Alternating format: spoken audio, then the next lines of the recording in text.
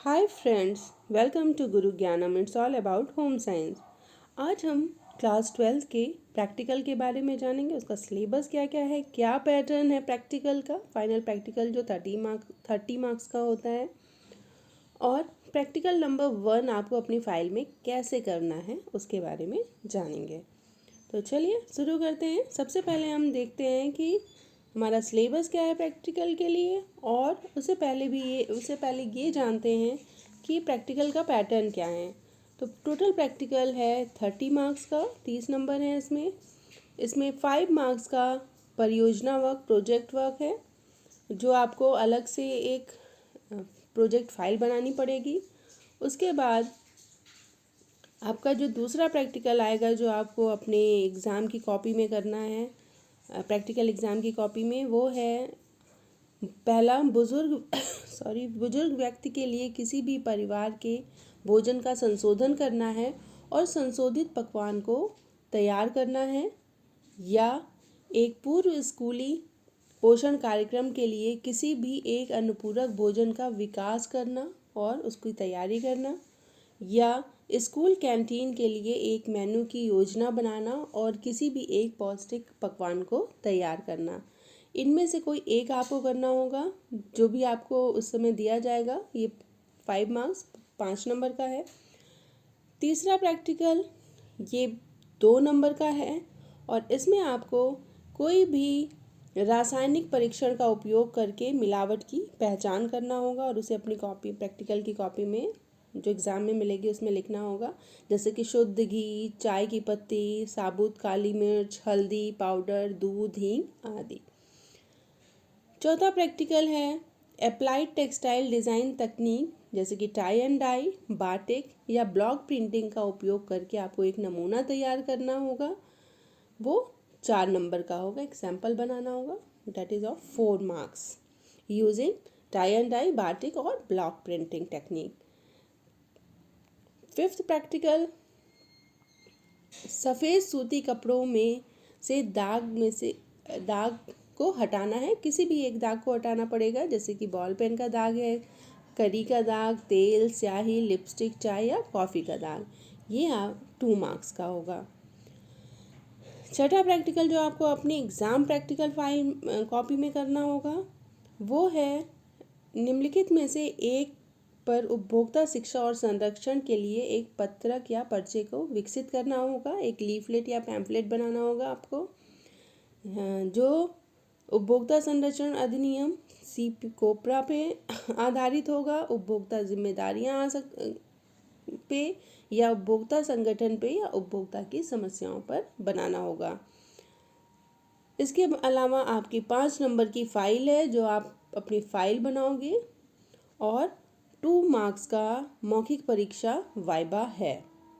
तो total marks हो गए हैं 30। ये सेम प्रैक्टिकल इंग्लिश में है। आपको इजी हो तो स्क्रीनशॉट लेके इसको आप राइट डाउन कर सकते हैं, कन्वीनियंट है तो।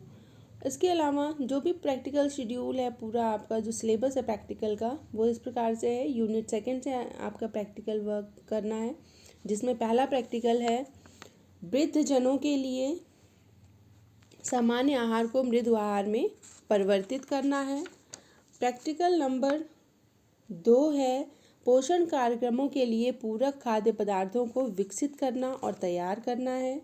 प्रैक्टिकल 3 एक स्कूल की कैंटीन के लिए व्यंजन सूची बनाना है, और एक मध्याह्न भोजन योजना के लिए 1 सप्ताह की व्यंजन सूची की योजना बनाना है। फोर्थ प्रैक्टिकल है एक संसाधित खाद्य उत्पाद का डिज़ाइन बनाना और उसे तैयार करना एवं उसका मूल्यांकन करना। नेक्स्ट प्रैक्टिकल है आपका 5वां शुद्ध घी, चाय पत्ती, साबुत काली मिर्च, पिसी हुई हल्दी, दूध, हींग का खाद्य अपमिश्रण के लिए गुणात्मक परीक्षण करना है। यूनिट 3 का जो प्रैक्टिकल आपको करना है, वो है आपको किसी भी एक टीचिंग एड, तो शिक्षण सहायक सामग्री तैयार करना और उसका उपयोग समुदाय के बच्चों, किशोरों और वयस्कों के लिए सामाजिक रूप से संगत संदेश प्रेषित करने के लिए करना है। नेक्स्ट प्रैक्टिकल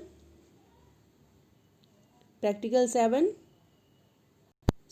नहीं 6 में ही, या दूसरा आप कर सकते हैं इसके साथ बी पार्ट है इसका, स्थानीय रूप से उपलब्ध सस्ती अथवा बिना लागत की सामग्रियों के उपयोग द्वारा बच्चों के लिए कोई एक खिलौना बनाना है। प्रैक्टिकल 7 आपका यूनिट 4 से है, जिसमें आपको अनुपयुक्त वस्त्र डिज़ाइन तकनीकी जैसे कि टाई एंड डाई या रंगाई या बंधाई का प्रयोग करके सैंपल तैयार करना है। अगला प्रैक्टिकल है अलग अलग तरीक़ों के स्टेन को रिमूव करना है, जैसे कि बॉल पेन, करी, ग्रीस, इंक, लिपस्टिक, चाय, कॉफ़ी, इनके दाग धब्बों को हटाना है। और प्रैक्टिकल 9वां जो है वो आपका 5th यूनिट से है, जिसमें आपको इवेलुएट करना है किसी भी जॉब पोजीशन के लिए जो एडवर्टाइजमेंट होता है उसको इवेलुएट करना है। और 10वां प्रैक्टिकल है एक लीफलेट या एक कोई पैम्फलेट कंज्यूमर एजुकेशन के लिए बनाना है, चाहे वो कंज्यूमर उपभोक्ता संरक्षण अधिनियम पर या उपभोक्ता के कर्तव्यों पर या उपभोक्ता संगठन पर या उपभोक्ता की समस्याओं पर। तो ये सारा आपका प्रैक्टिकल का सिलेबस हो गया है, ये रिवाइज्ड सिलेबस है। इतने ही प्रैक्टिकल आपको अपनी फाइल में करने हैं। टोटल 10 प्रैक्टिकल हैं। तो सबसे पहले हम प्रैक्टिकल नंबर 1 को जानते हैं।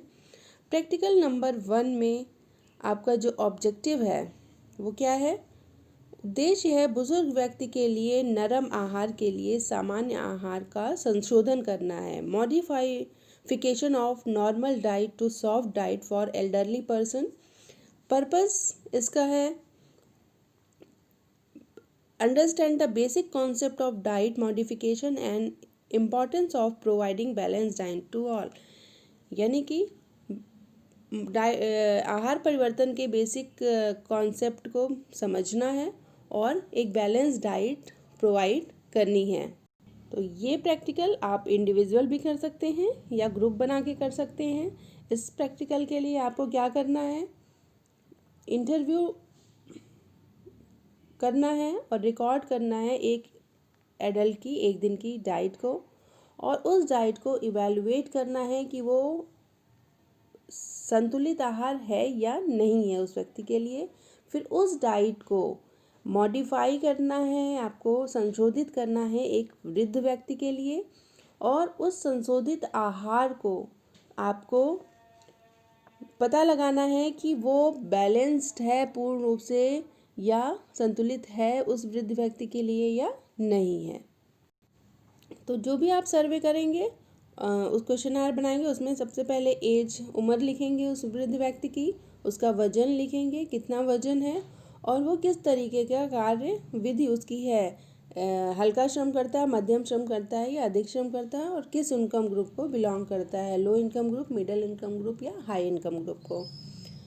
उसके अलावा उसके न्यूट्रिशनल पोषक तत्वों की क्या आवश्यकता है उसको जानेंगे आप। जैसे कि एक ओल्ड एज की वृद्ध महिला की को 1600 कैलोरी की ज़रूरत होती है अगर वो कम श्रम करती है, और जो बहुत अधिक श्रम करते हैं जो एक्टिव होते हैं उनके लिए 2000 कैलोरी की ज़रूरत है। इसी तरीके से मेल के लिए, एक वृद्ध पुरुष के लिए, सॉरी यहाँ वुमेन आ गया है गलती से, वृद्ध पुरुष के लिए 2000 कैलोरी की ज़रूरत होती है अगर वो हल्का श्रम करता है, और अधिक एक्टिव होता है तो उसको 2600 कैलोरी की आवश्यकता होती है।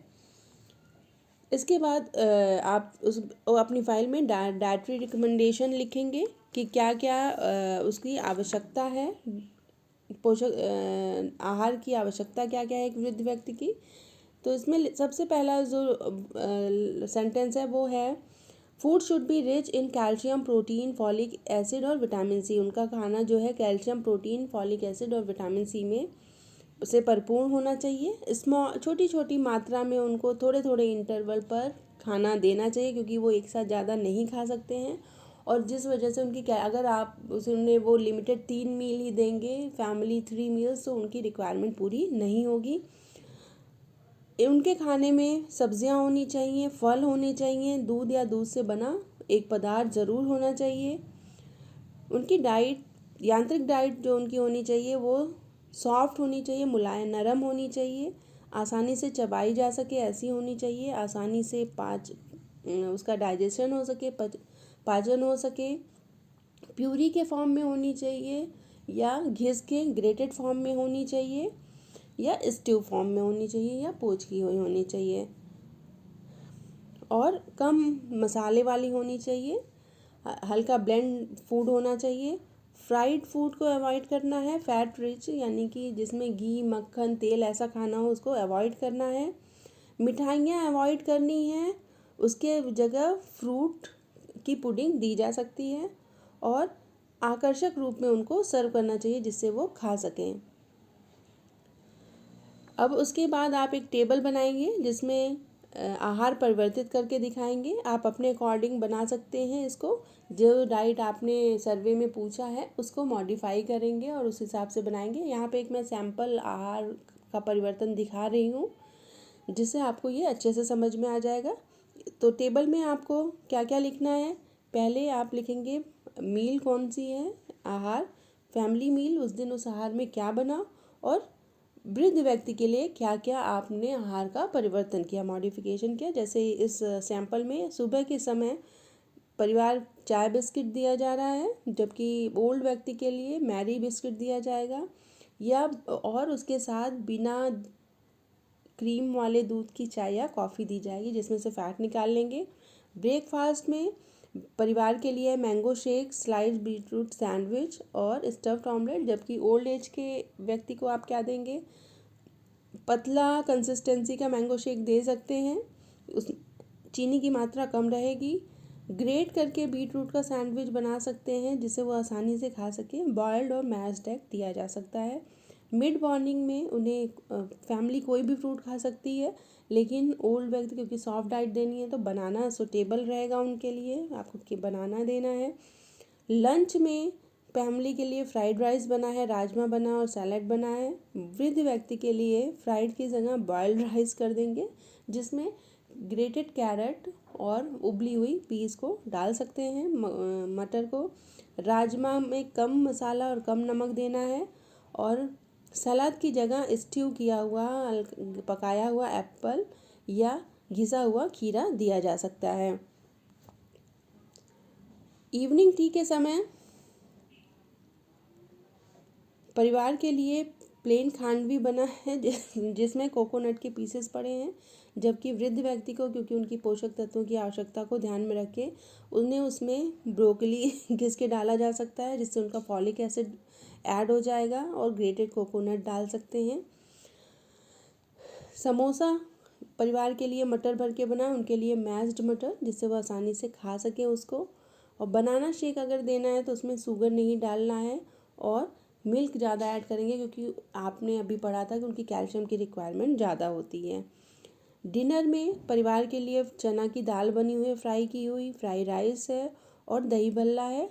वृद्ध व्यक्ति के लिए आप खिचड़ी कर सकते हैं जिसमें दाल चावल मिलाकर उसमें कुछ सब्जियां डाल सकते हैं, जैसे बीन्स डाल सकते हैं या गाजर डाल सकते हैं, उसके साथ उन्हें प्लेन दही दे सकते हैं या खीरे का या घी का रायता दे सकते हैं, और फ्रूट में पपाया दे सकते हैं।